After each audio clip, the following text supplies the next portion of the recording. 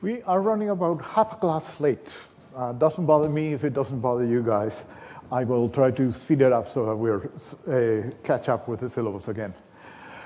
In any event, when the last class ended, I was telling you about how the notion of the short 6,000 year or so time span of man on Earth and of the creation of the Earth that was prevalent in Western thought until the 19th century started to be undermined in the earlier part of the 19th century by a series of advances in knowledge that came together and seriously undermined that notion by the end of the 19th century. And these three advances together were, and I am just repeating what I have said before, the advent of scientific geology and the work of Charles Lyell in particular, the recognition that stone tools, and in particular Acheulean axes, were exactly that, tools made by man as opposed to things that existed in nature and were unrelated to man. And this is significant because those tools are found in stratified layers that could not be organized, put into a chronological sequence before, but as a result of the advances in geology, now they can, and at that point, the antiquity of those tools becomes apparent, and the second you do that, of course, you're talking about the antiquity of man. And the second, the antiquity of the tools breaks the 6,000-year-old barrier, the antiquity of man does so as well. And the third point I wanted to make was the impact of Darwin's ideas of biological evolution and the impact that these ideas had on social evolution. So the bottom line, what started the ball rolling, and I cannot overemphasize enough, and this is not generally well understood by people at large, is how much the development of scientific geology and specifically the principle of uniformitarianism, which is a geological principle, what a profound impact the principle of uniformitarianism had on the development of science in the 19th century. And to briefly recapitulate, what that principle implies is that geological layers, one being created in the present and therefore observable and measurable, and another deeply buried, geological layers of comparable nature must have been produced during comparable periods of time, and therefore we can use observations from the present and extrapolate them into the past. And that, in a nutshell, is the principle of uniformitarianism. And as I said, what that allowed anybody who needed a measurement of antiquity, it gave them a measurement of antiquity. The fact that it was not a particularly a reliable measure of antiquity is irrelevant here. The point that is relevant is that it demonstrated the great antiquity of geological layers, and every biological and fossil found in those layers, leading on the one hand in one direction to the ideas of biological evolution. And we know that, as I said, because Darwin himself tells us that this, in the 1820s, is how he actually, by comparing fossils found in different stratified layers that he was dating, he literally carried Lyell's book with him during the voyage of the Beagle, where he was conducting investigations in South America.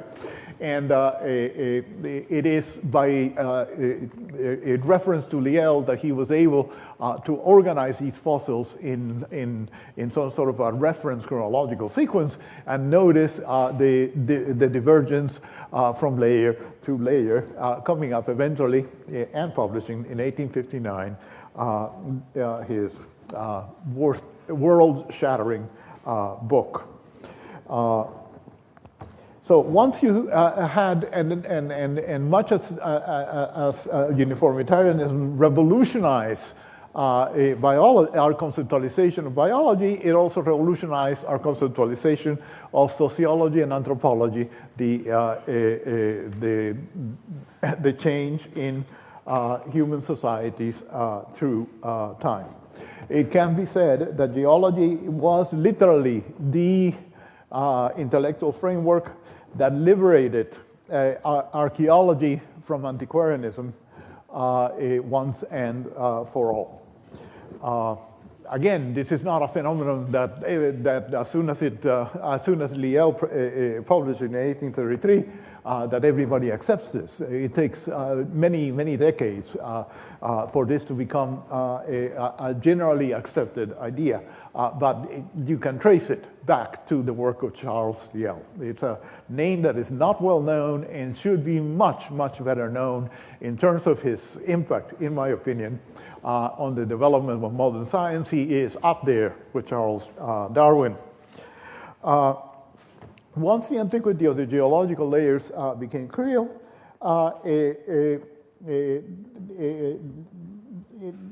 those insights went into the development of human societies, as I said, because of the association of stone tools with those layers. Now, those associations had, in fact, been noted earlier, about 40 years earlier than Lyell. They were noted by a man by the name of John Frère, who excavated a cache of Acheulean hand axes near his farm in direct association with the extinct animals. And in a letter to the Society of Antiquaries of London, Frère informed them of his discoveries, and in that letter he says that these stones were tools, weapons of war, fabricated and used by people who had not the use of metals, end of quote. Now, the only problem, this is an utterly brilliant realization that completely broke the mold of what was believed at the time. The only problem is that he sent this in a letter that was never actually widely published. So in a sense, he made a realization that we had to wait until at least 1857 for it to become a commonplace. In fact, it was a work in 1857 of a French a customs officer sitting in the border with Belgium in the Somme.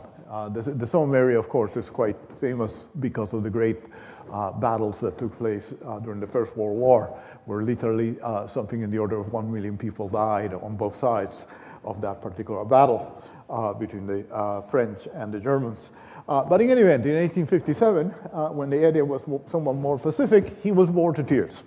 And started doing some excavations, and also, like Frère, noticed the association of geological layers, extinct animals, and man-made tools.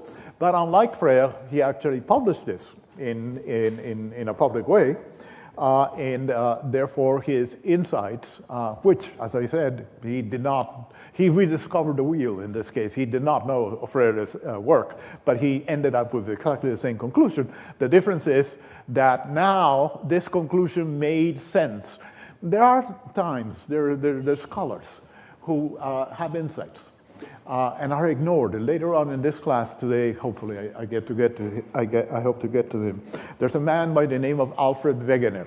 Who knows Alfred Wegener? Alfred Wegener gave us plate tectonics. Today, you take any geology course, and you will be taught about plate tectonics. It's a standard knowledge. Everybody agrees on plate tectonics. But plate tectonics was developed by Alfred Wegener in 1913, I think, or something like that. Maybe I'm wrong. It's 1921. I have the number here somewhere. Early 20th century, in any event.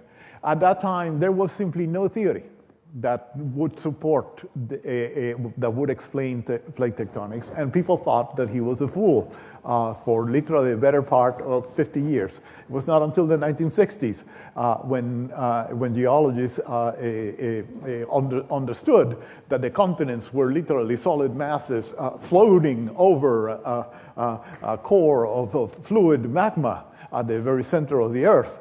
That the theories of Wegener about plate tectonics and the continents becoming separated from each other made any sense. So in a sense, you could argue that Frère was a little bit like Wegener, He had the right insight, but there was no underlying theory to tie into, and the underlying theory to tie it into would not exist for at least 3 more decades until Mr. Lyell published his work. So many great insights out there get lost or at least get ignored for many years until the right body of theory that the insight can be related to appears. And Frere's insights were ignored and only made sense, so they're exactly the same conclusions when reached by Perthes, by Boucher de Perthes, were immediately accepted because of the work of Lyell. After the work of Lyell, they simply were not accepted. So Frere got it. But he didn't publish it in the right way, didn't get widely disseminated. Had it been widely disseminated, it still would have been, more likely than not, of course this is a counterintuitive, we have no way of knowing this, but more likely than not, it still would have made 0 sense because there was no underlying body of theory. And the underlying body of theory necessary was, of course, uniformitarianism. So, in conclusion, taken together, geological uniformitarianism and Darwin's ideas about biological speciation effectively destroyed the biblical chronology and opened the conceptual doors for the idea of prehistory as we understand it today. Of course, there's all sorts of details that we understand about it today, but the idea that there had been a long prehistory for the evolution of human societies over the face of the earth, that idea, literally, it's not that old. It goes back to the 1850s. Prior to that, at least certainly not in Western societies, that idea it was not in common currency. But if by the so starting in the second half of the 19th century, it appeared that we must now account for early traces of human societies that existed long before 4004 BC, that existed before the biblical accounts and before the historically documented classical eras that were taken into account by historical frameworks until the middle of the 18th century.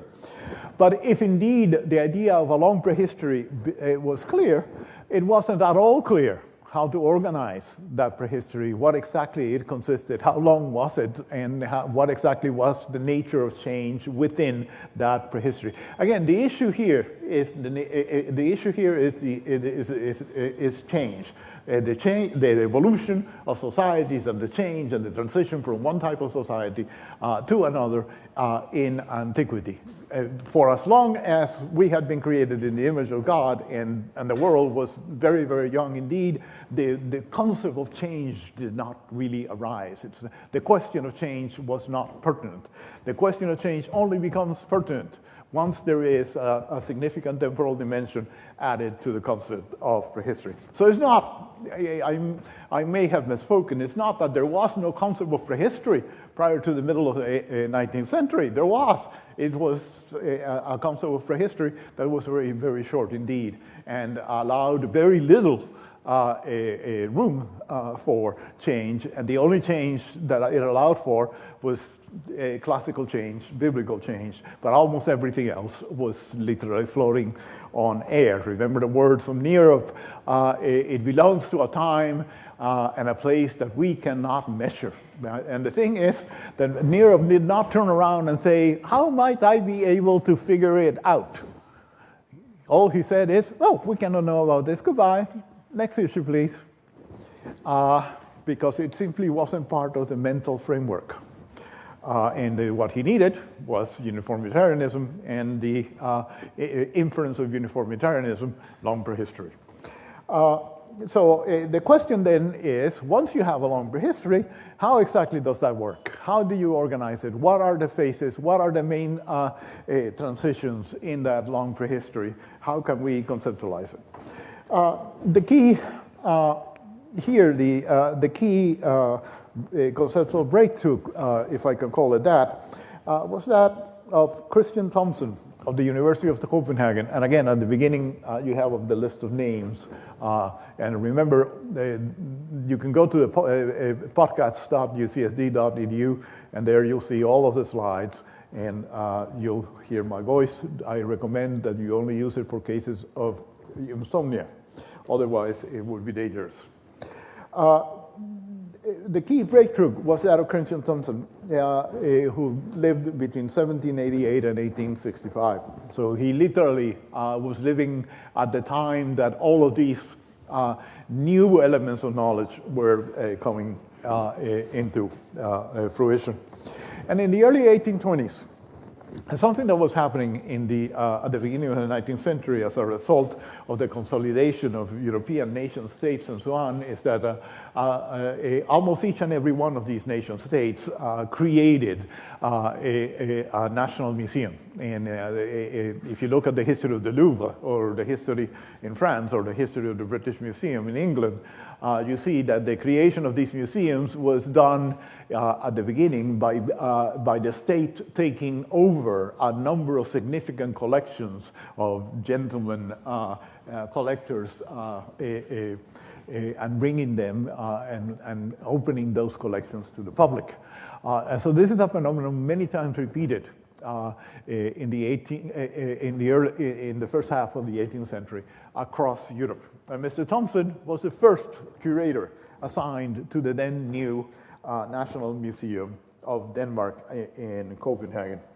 And he was confronted with whole rooms worth of artifacts that had been excavated by gentlemen antiquarians, because this is what a proper gentleman who did not want to sully his hands with real work would do. They would go out and dig things and bring them to their states. And so he was confronted with whole rooms of artifacts that had been confiscated or donated to the Danish crown, that had been excavated over a number of centuries. But he had no idea where they had come from or how he was going to, and he was essentially tasked to organize the collection for exhibit. And the question is, how was he going to organize the collection? And what Thomsen did is that he divided the artifacts on the basis of their method and material of manufacture. And he did this because he postulated 3 successive ages or eras in which to divide prehistory prior to the classical age. Remember the letter that John Frere had written to the Society of Antiquarians in London? These are Aeolian hand axes. These Aeolian hand axes, they are weapons of man made at a time when people did not have the use of metals. So already Frere had some sort of a conceptualization that the use of some materials and the manufacture of some materials was earlier than the manufacture of other materials, that stone tools came before metal tools. So it was already there, but the first one to actually say so in systematic structure fashion was Mr. Thomsen. So he postulated 3 successive eras in which to divide prehistory. He literally had this room full of stuff that he needed to organize, and he organized it between artifacts made of stone, artifacts made of copper or bronze, and artifacts made of iron. So he talked about the age of stone, which he described, and I quote, as the period when weapons and implements were made of stone, wood, bone, or other materials, and during which little or nothing was known of metals. Then he talked about the age of bronze, and all of these terms that he introduced in the 1820s, literally 200 years ago, we still use. We still talk about the Stone Age. We still talk about the Bronze Age. We still talk about the Iron Age. Whether we should, that's another matter altogether. I'll get into that later on in the class. But these terms are still used. The age of bronze, in which weapons and cutting implements were made of copper and bronze, and nothing was made of iron and silver. And then, and each one of these was chronologically later. the age of iron. This is the, quote unquote, is the third and last period of the heathen time. See, we're still not very far away from Nero, dividing the world between Christendom on the one hand and everything else on the other, the heathens. So in many ways, he's a great advance. In many other ways, like is the case in there is no such a thing as a person that utterly and completely breaks the mold of the society that creates him or her. It just doesn't happen. People innovate, but they always do it within a certain context, and some things remain the same and some things change. So very clearly, Nero's ideas about the world and what was important in the world, Christendom on the one hand and heathens on the other, is still alive in Thomson's terminology. But now Thomson is dividing it into a much more precise chronological slices. So the age of iron is the third and last period of heathen time in which iron was used as a substitute for bronze. I have said that Thomson's three ages, the ages of stone, bronze, and iron, marked the beginning of scientific prehistory. Why do I mean that? Why do I say that? The reason I say that is not necessarily because he was correct. In fact, we now know that stone tools continue to be produced long after bronze tools. He was essentially correct that iron was the last of the great metals that was used for tool making. The bronze is generally earlier than iron. But the fact is, stone tools continue to be produced in the Bronze Age. Bronze continue to be, and copper continue to be used in the Iron Age, and so on, and so on, and so on. But what really, the place where Mr. Thomson really makes the history books, so to say, was not in his introduction of this particular chronology, in his, which is a way of making sense of this mess that was given to him in the Danish National Museum. It is the following quote, and I want you to listen to it carefully. He says, and I quote, "Our collections are still too recent, and our facts too few for the drawing of conclusions with a full degree of confidence." So he just divided this, and he did this, but he's not entirely sure, which is always good. Be wary of people who are entirely sure.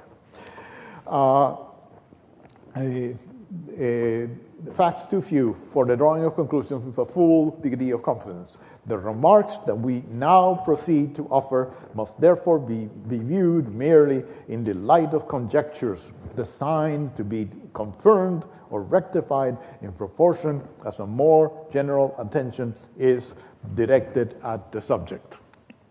What he is saying in plain English is not that the world is divided into these three ages, but rather that I am hypothesizing that the world is divided into these three ages, that antiquity, prehistory can be divided into these three ages. This is my hypothesis, and we now need to go out there and test it.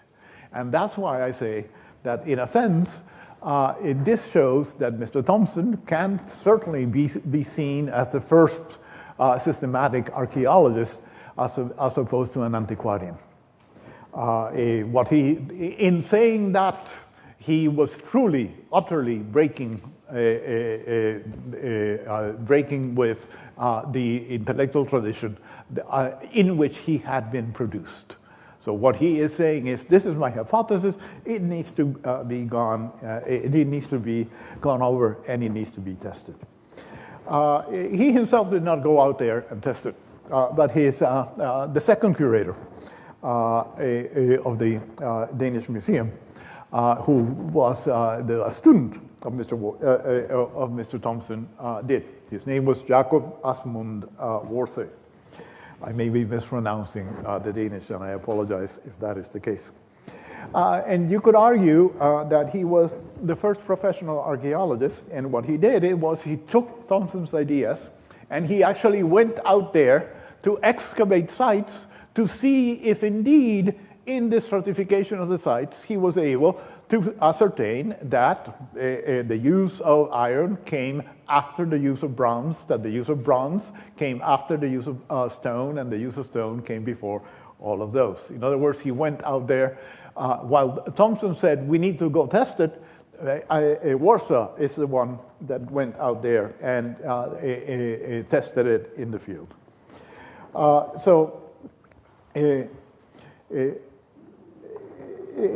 You could argue that between the intellectual contributions of Thomson and the fieldwork contributions of Warsaw, we have, in fact, the birth of scientific archaeology, systematic hypothesis testing, archaeological work. And that, in a sense, what we do today, the way we excavate today is utterly completely different from the way they did it 200 years ago. But in a sense, the intellectual foundation of what we do today is not any bit different from what they introduced 200 years ago, is the point I am trying to make. So we now do it a lot better. 200 years from now, whoever succeeds us will do it a lot better than we do. But I would like to believe that they're still going to be based on the hypothesis testing methodology that Thomson and Warsaw introduced to archaeology. Are there any questions about this? The point I'm trying to convey to you is how recent the idea of prehistory is. This idea that there's a long past that needs to be investigated and there's much to be discovered beyond those things that we already know in the textual tradition. That for the longest, for centuries upon centuries, the Western tradition essentially looked at the texts and literally conceived of those texts as the totality of what was there to be known about the past. And that there was nothing to check, to augment, to expand those texts. And if you didn't have texts, it didn't exist, which is regrettable because, I have said, 99.9% of the societies that had ever existed over the face of the earth, I'm inventing the number, but essentially what I'm saying is an overwhelming proportion of the societies that have ever existed over the face of the earth were illiterate societies that did not produce texts. So for as long as you are anchored to the text, you literally are bound to disregard the overwhelming proportion of what happened in the past. There's a great degree of variation in conceptualizations of the evolution of societies. Mr. Warsaw and Thomson were talking about the evolution of material technology, the ability to create bronze tools or the ability to create iron tools. Many others have organized the antiquity of societies and the evolution of societies on the basis of different types of social organization. They're less on the basis of what they produced and more on the basis of what they, how they are organized. To give you two examples, there are many, but the two most famous ones, those would be the American anthropologist Henry Louis Morgan, who wrote in 1877, and the British anthropologist Edward Tyler, who wrote in 1871, in the 1870s. And essentially, they took from Warsaw and Asmundsen the idea that prehistory was knowable and that it could be separated into periods, but chose to organize how societies organize themselves, but chose to privilege how societies organize themselves as the most important element of change through time, through prehistory.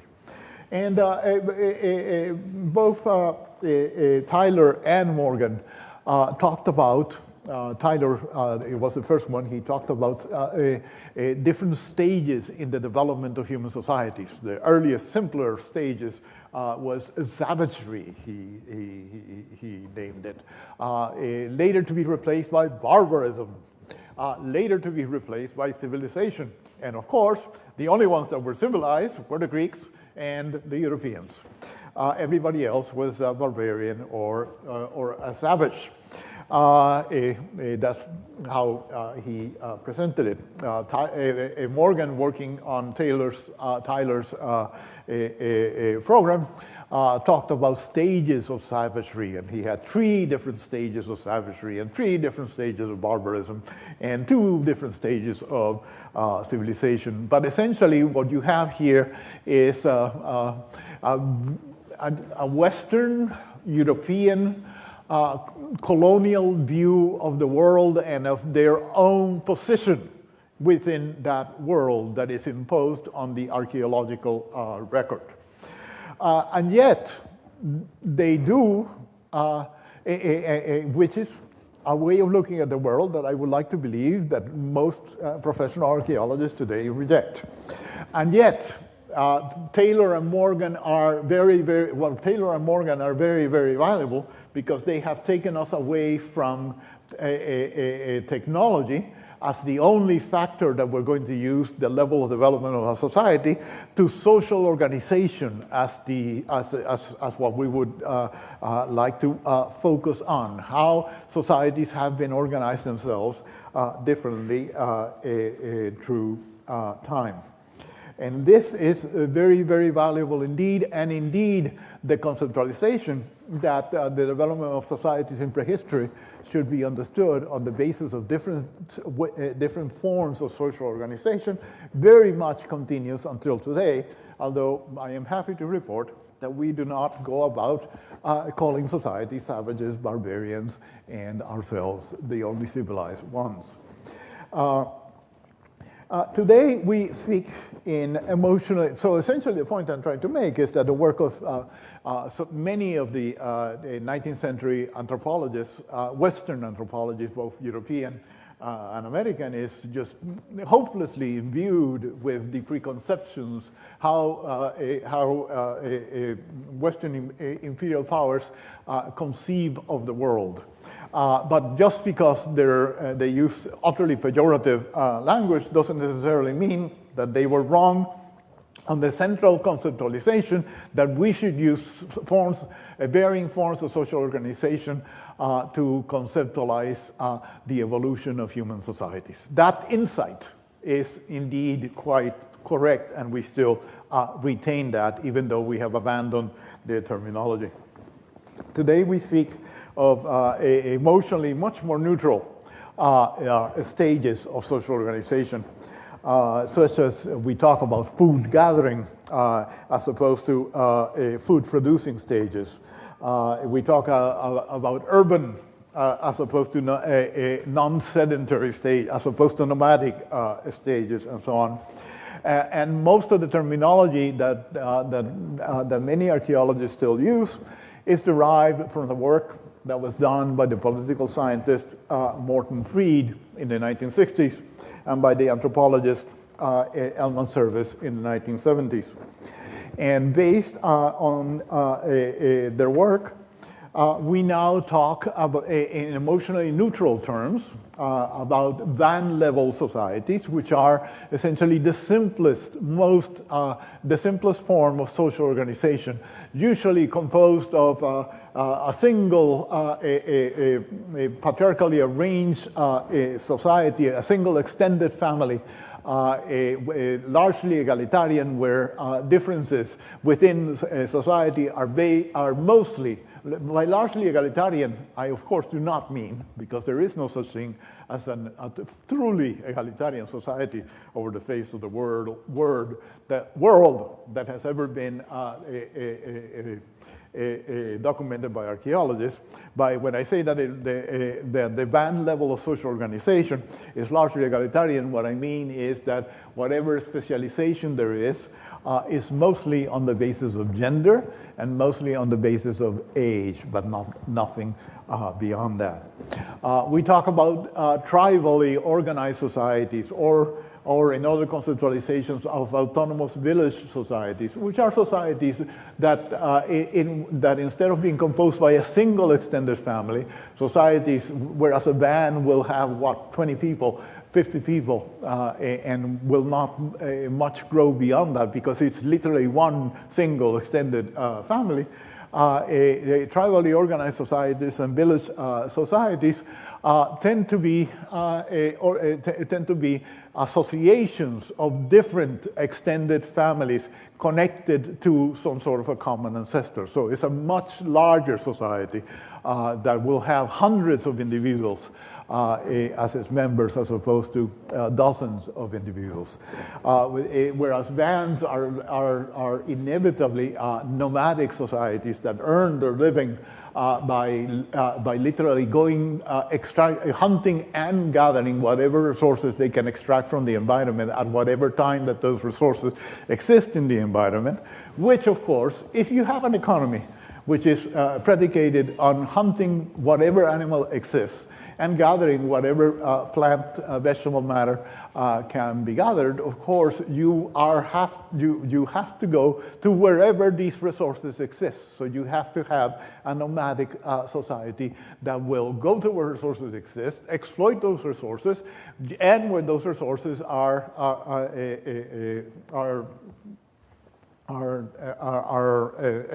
overexploited, move on forwards to the next area where resources may exist. So you're dealing with societies that literally were nomadic and went to resources exist. Tribally organized societies and autonomous village societies, on the contrary, are sedentary. Instead of going to where resources exist, they bring resources to where they are. It's a 180-degree change in how humans have organized their economies. And more importantly, most such societies, although there are some exceptions, which we will talk about later on, practice some sort of food production. And that is one of the greatest revolutions that have taken place, the ability to produce your own food, which means that you no longer have to go where resources are, but can produce your own resources where you are. That has utterly and completely changed the possibilities of human societies. Other conceptualizations along the freed service model are chiefdom societies, which correspond to tribally organized societies in which one clan or one extended family has become paramount and become deeply stratified. And there's a big difference between the paramount clan and everybody else. So these are hierarchically organized societies. Whereas an autonomous village society there is some degree of differentiation, but there is no real hierarchy. In a chiefdom level society, it's a constellation of autonomous villages that are part of a federation of sorts with a paramount clan. So there's there's an essential difference, and that is the emergence of a political hierarchy. In a chiefdom level society, we're talking now of societies in the thousands of individuals. They're regionally organized and have, because there's so many more people, have the ability to affect the environment in which they live in a much more systematic manner. The last level would be the state level society. And a lot of people ask me, what's the difference between a state level society and a chiefdom level society? Well, they're more similar than they are different. They're similar in that they're both regionally organized. That is to say, it's not a single entity, it's not a single group, but it is a confederation of groups under a single political system. But the difference is that the chief in a chiefdom level society is at the end a primus inter pares. That is to say, is somebody that is related to you, but happens to have greater status. But in a sense is still bound by the laws of kinship. A chief can persuade, but a chief cannot kill. Because if a chief kills somebody, the people from their clan, their extended family, will revenge that person. There's still all sorts of constraints that exist in a chiefdom level society, constraints typical for societies organized on the basis of kinship. The difference, I remember asking a professor once, what is the difference between a chiefdom and a state? And he looked at me rather cryptically and said, the ability to commit murder. And essentially, I didn't quite understand what he meant, but now I do. And he was entirely correct. Whereas a chief cannot commit murder, or at least cannot commit murder with impunity, a king, the head of a state, can commit murder with impunity, because in a sense the king and the nobility and and the system typical for states, which correlates, of course. States are always to be found in cities. A city is a spatial configuration for the sorts of social configurations that we expect for states. Within a state, essentially, the rulers, the nobility, are conceived as different enough so that, in a sense, they're not subject to the same rules as everybody else. Why and how are they conceived as being different enough? Either they're conceived as being foreign, or conceived of being of a class that is so high that it's entirely different from everybody else's. Or in some societies, kings, of course, are conceived to be gods, as coming either partially or completely. And there's a tremendous level of detail and variety in different areas of the world.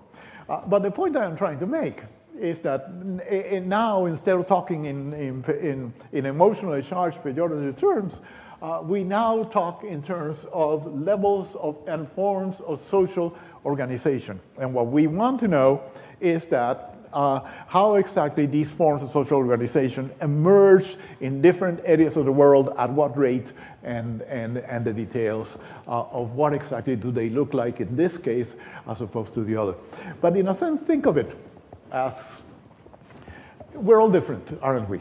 Every one of you has particular characteristics, a face, a body, shape, this, that, or the other. I see you once and I'll recognize you forever and ever. But if all I saw from you is your skeletons, I would not recognize one from the other.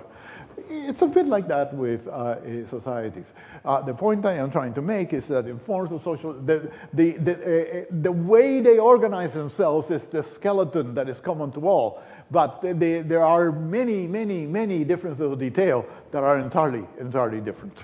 Now, it is not, as many have misunderstood, that there were only in antiquity societies organized at the band level, at the tribal or autonomous village society level. And all of this, incidentally, is explained in the Flannery and the Marcus articles that were assigned. Please read them because they are really quite good, particularly the Flannery one.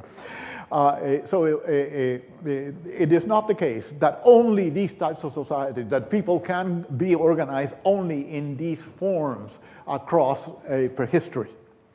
What it is that these are the forms that are stable enough, that have recurred over and over and over, that are easily recognizable. There may have been all sorts of other forms out there, all forms of variability in forms of human organization that are perfectly possible. The question is, did they endure or did they not? So time and time again, in different areas of the world, there are these four skeletal forms of social organization, so to say, that are easily recognizable, and they're easily recognizable because they have appeared over and over and have endured. Doesn't mean that there aren't other forms and other variants out there. The question is, how stable were they? How resilient did they endure? So the fact that you can recognize these forms doesn't mean that the possibility of other forms of social organization does not exist. It just means that these are perhaps the most stable, the ones that have reoccurred in most places, in most times, at different rates. And that is a very, very important point that leads to all sorts of misunderstandings in anthropological literature.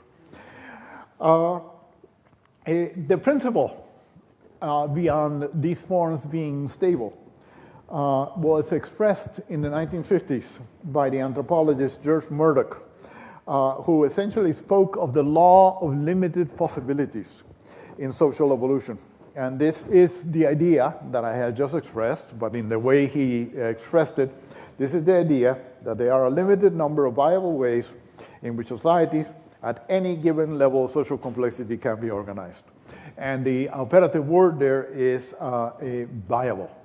Bands, tribes, autonomous /autonomous village societies, chieftain states are the most common viable ways. They're not the only potential ways.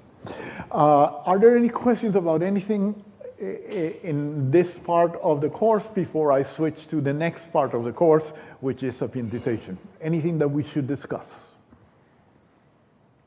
Okay, so we are running out of time for today. So I want to start very briefly, although we won't get very far, with the issue. Essentially, I want to switch gears completely and talk about sapientization. And what exactly do I mean by sapientization? As I explained in the first day, if I recall correctly, what I mean is the question of how human ancestors came to have social, emphasis on the word social, because we're not looking in this class for biological characteristics, but we're looking at behavior of people in groups, came to have social characteristics that you and I would look at today and say, yeah, those are really different, but they're human. These are people like ourselves operating in a different way, but they are people that have the same general potential that we do. So essentially, how did we become, so it boils down to how did we become human? That is a thorny question. You can stay here for the next 10 weeks discussing what exactly is human, and you can discuss this from all sorts of different perspectives. So I'm going to be discussing it from an anthropological perspective. What are behaviors that we characterize as humans? And the question I want to start tracing, starting in the next class. Well, in the next class, I'm going to start with the question of why Africa. Every time we discuss deep prehistory, we start with Africa. Why is it that the earliest history of the human race starts in Africa? In order to understand that, you need to understand a little bit about the geological dynamics of the Earth and the climatic dynamics of the Earth and some biological dynamics that affected speciation within Africa. We'll start there next time. But what we are going to be looking in a rather quick way is of all of the human ancestors, or of all of the most important human ancestors that have been documented in Africa, what are their behaviors, and can we say that those behaviors are typical for humans? In other words, can we look at them and say they are our ancestors, or are they not? Are Australopithecine human ancestors, or are they not? Are Homo erectus human ancestors, or are they not? Is Homo sapiens sapiens a human ancestor? The answer to that is of course. Are Neanderthals human ancestors? And so on. Those are the sort of things that we're going to be looking at. It all depends on how you define human, so we need to define, have some sort of working definition of that term. Any questions today? Anybody who needs to talk to me, I'm happy to do so. Send me an email. We'll meet for a cup of coffee somewhere and shoot the breeze.